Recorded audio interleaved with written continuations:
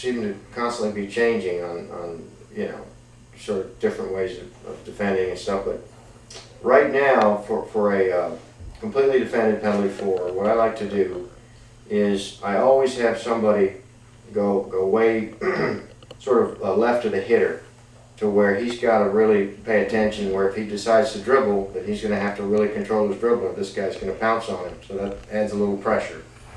Then usually we'll put someone sort of in the middle, sort of facing him if he does try to run straight to the goal with the ball and doesn't try to hit it.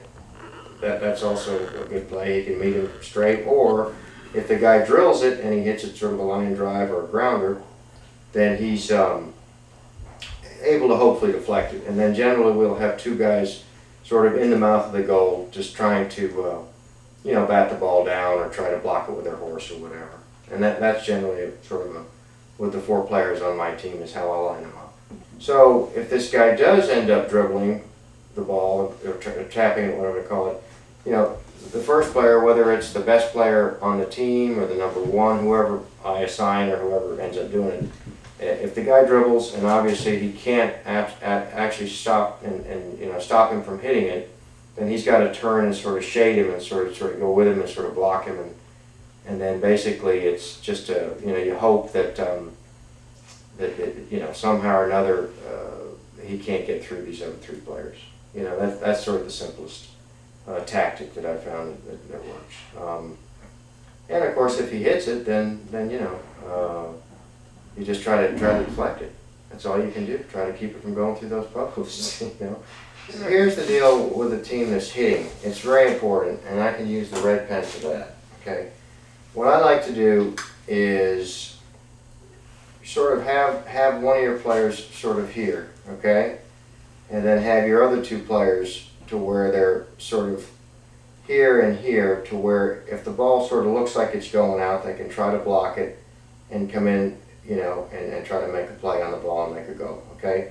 And having said that, if the ball is struck and it's along the ground and it's going towards goal, then the most important thing is that these attackers try to get in here and you know, hold these guys from meeting the ball, you know?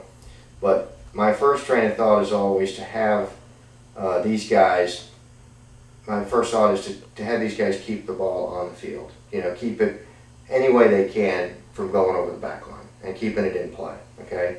And if it's going sort of on the ground through the goal, then they've got to dive in and try to, you know, fight for the ball from these other players that are defending, okay? That's what works best for us. And, you know, it's a very important part of the game, you know, and the key to the penalties is the guy hitting it. He's gotta be consistent hitting his penalties. So imagine that you're playing really low goal, so you don't have a 2 or 3 goal player on your team who can loft a penalty shot. Right. Talk to me about the pros and cons of hitting versus dribbling.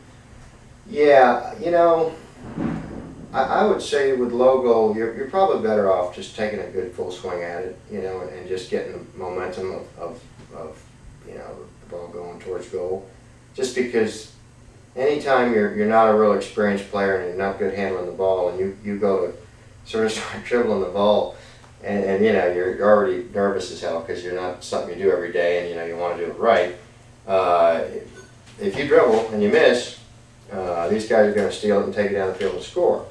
So having said that, if you're not that great a ball handler, then the very least you can do is have somebody come in behind you and follow you, obviously to your left. And obviously when you start taking the ball to the goal as a low goal player, you don't want to go straight at the goal, because 9 times out of 10 they're going to meet you, you know, or they're going to try, and it's just going to make you have to rush too much. So you're going to start off with a little sort of angle dribble shot to the right, and then you have the guy right behind you. And if the first guy gets taken out, then this guy hopefully just, boom, knocks it in.